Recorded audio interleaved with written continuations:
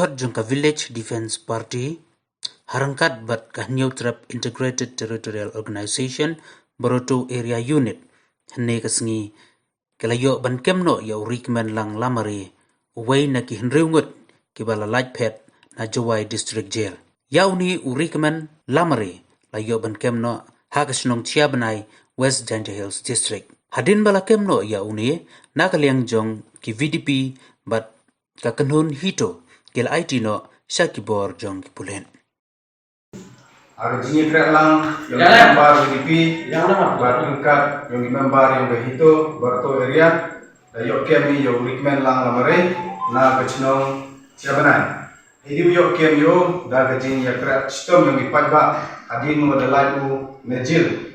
Ini liang yoi, onne kesini, dah bermusim ukumen. Wakam tam ikutlay yo kecnong, orang bat kecnong, sekretari kecnong, baru kerpang yo kecnong yang Chiabanai. Dan JTB hajwa ulali kami ya Rikmenlang Lamare. Ikutlay le ya ki pajba uyo fodi haluti hasukin di benta negesni uyo kami u Rikmenlang Lamare. But hajwa aiti o pulit de ya hajwa o cecnom.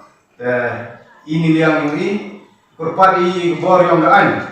Wa cisi de aiti ya pi impwa de i boy de pi o cecnom. Wa i ne u Curup upi kakam kustom yo kakam dikendon kaan yang usahakan.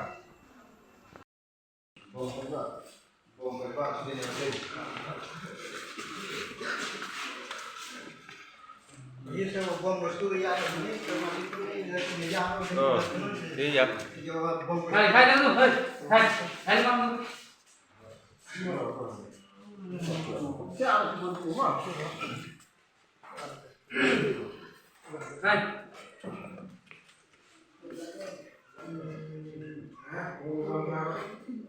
Halo.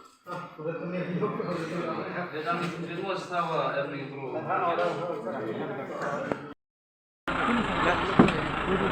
Pasang pijak mah. Nah,